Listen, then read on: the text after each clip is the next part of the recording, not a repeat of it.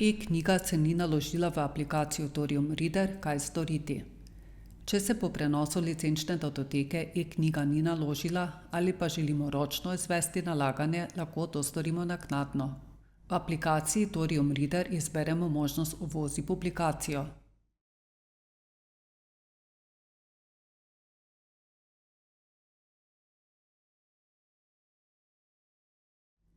V imeniku poiščemo in izberemo licenčno datoteko za izposojeno knjigo,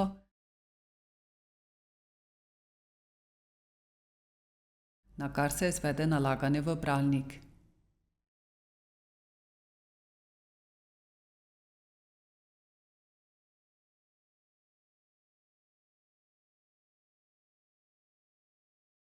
Za prvo odpiranje e-knjige je treba vpisati geslo za mojo knjižnico.